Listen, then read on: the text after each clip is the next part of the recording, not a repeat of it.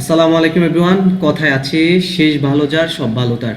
এতদিন আমরা অনেক কষ্ট করে কি করেছি, প্রভাত প্রবচনের ক্লাসগুলো দেখেছি। আজকে হচ্ছে আপনাদের প্রভাত প্রবচনের একদম শেষ, অর্থাৎ 11 নম্বর ক্লাস।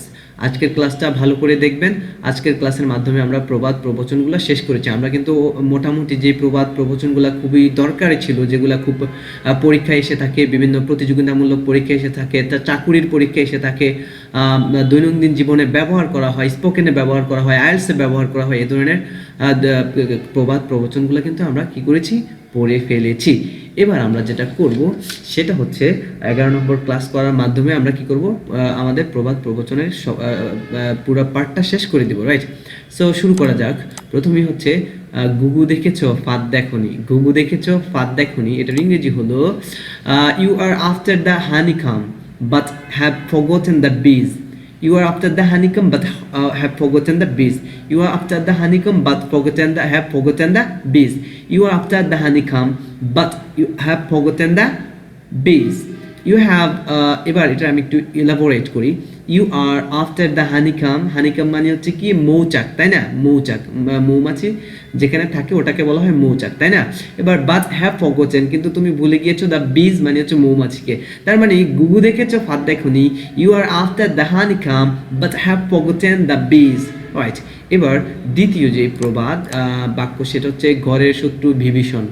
ঘরের শত্রু বিভীষণ একদমই সিম্পল একটা ইংলিশ এটার, সেটা হচ্ছে a serpent under the flower. A serpent under the flower. A serpent under the flower. A serpent under the flower. A serpent under the flower. A serpent under the flower. A serpent under the flower. দেখেন, flower মানে ফুল, serpent মানে কি আমরা সবাই জানি বিষাক্ত সাপ। তো বিষাক্ত সাপ ফুলের নিচে আছে, ফুলটা উপরে সুন্দর বাট নিচে কিন্তু বিষাক্ত সাপ। তো ঘরের শত্রু বিভীষণ। এবার পরের বাক্য সেটা কি, চন্দ্রেরও কলঙ্ক আছে, মানে চাঁদেরও কলঙ্ক আছে। একদম ইজি ইংলিশ এটার জন্য, no rose without thorns. Thorns মানে হচ্ছে কাটা, থর্নস মানে হচ্ছে কাঁচা। নো রোজ উইদাউট থর্নস মানে হচ্ছে কাটা ছাড়া গোলাপ হয় না, তার মানে চাঁদেরও কলঙ্ক আছে। এবার পরবর্তী ইংলিশ আমরা দেখতে পাচ্ছি, চোর পালালে বুদ্ধি বাড়ে। চোর পালালে বুদ্ধি বাড়ে, ইংলিশ হবে to be wise after the event. To be wise after the event. For example, we are to be wise after the event, মানে চোর পালাইছে এখন আমাদের বুদ্ধি আসছে, right? So to be wise after the event. For example, he is to be wise after the event, মানে চোর পালালে এখন তার বুদ্ধি আসলো। Okay, so to be wise after the event, চোর পালালে বুদ্ধি বাড়ে। এবার আমরা পরবর্তী যে লেসন, মানে পরবর্তী যে বাক্য সেটা হচ্ছে চোখের আড়াল হলে মনের আড়াল হয়। চোখের আড়াল হলে মনের আড়াল হয়, এটার ইংরেজি হলো out of sight out of mind. Out of sight, sight মানে দৃষ্টি, আউট অফ সাইট মানে দৃষ্টির অগোচরে মানে আড়ালে, আউট অফ মাইন্ড মানে মনের আড়ালে, out of sight out of mind, right? পরবর্তী প্রভাত বা বাক্য সেটা হচ্ছে ছেড়ে দে মা কান্দা বাঁচি, মানে ছেড়ে দে মা কেঁদে বাঁচি। ছেড়ে দে মা কেঁদে বাঁচি, আমাদের গ্রামে বলা হয় ছেড়ে দে মা কান্দা বাঁচি। সে যে ছেড়ে দে মা কেঁদে বাঁচি, এটার ইংরেজি কি, don't nag me and leave me in peace. Don't nag me and leave me in peace. দেখেন, don't nag me and leave me in peace, এখানে ন্যাগ শব্দের অর্থ হচ্ছে বিরক্ত করা, হ্যাঁ, তারপরে হচ্ছে খুদ ধরা, এ ধরনের একটা অর্থ প্রকাশ করে। ডোন্ট ন্যাগ মি মানে আমার খুদ ধরিস না, আমাকে বিরক্ত করিস না। And leave me in peace, আমাকে শান্তিতে থাকতে দাও, আমাকে শান্তিতে থাকতে দে, রাইট? ছেড়ে দে মা কেঁদে পাচ্ছি, don't nag me and leave me in peace. তারপরে আমরা দেখতে পাচ্ছি ঠেলায় পড়লে বেড়ালো গাছে ওঠে। আমাদের গ্রামে বলে ঠেলায় পড়লে বিড়ালো মান্দের গাছে ওঠে, ঠিক আছে? সেই যে ঠেলায় পড়লে বেড়ালো গাছে ওঠে, এটার ইংরেজি হলো আ ক্যাট ইন ম্যাশ কলস দ্য মাউস ইটস ব্রাদার।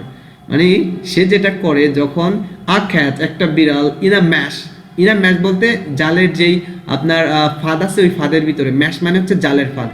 যখন একটা বেড়াল জালের ফাঁদের মধ্যে পড়ে, কলস সে ডাকে, কাকে ডাকে? দ্য মাউস, ইঁদুরকে, ইটস ব্রাদার ভাই বলে, মানে সে তার ভাই বলে তখন মনে করে ইঁদুরকে, যখন সে বিপদে পড়ে। নর্মালি কিন্তু বিড়াল ইঁদুর খেয়ে ফেলে, কিন্তু যখন বিপদে পড়ে তখন এই জাল থেকে বাঁচার জন্য সে তার মানে ইঁদুরকে, শত্রুকে বন্ধু ভাই বলে সম্বোধন করে। এজন্য বলা হয় আ cat in the mash calls the mouse its brother, right? ঠেলায় পড়লে বেড়ালো গাছে ওঠে। সো এবার আমরা পরবর্তী বাক্য দেখতে পাচ্ছি, দেয়ালেরও কান আছে। একদমই ইজি কথা, এবং এটার ইংলিশটাও একদম সাদামাটা। সেটা হচ্ছে কি, even walls have ears. Even walls have ears, দেয়ালেরও কান আছে। সো আশা করছি লেসনটা আপনাদের ভালো লেগেছে। শেষ করার আগে একটা রিকোয়েস্ট, আপনারা যদি আমার চ্যানেলের নতুন মেম্বার হয়ে থাকেন তাহলে অবশ্যই মাই নিউ ক্লাসকে সাবস্ক্রাইব করে আমাদের পার্মানেন্ট মেম্বার হয়ে যান এবং পরবর্তী লেসনের জন্য অপেক্ষা করেন। সবাই ভালো থাকবেন, আল্লাহ হাফেজ।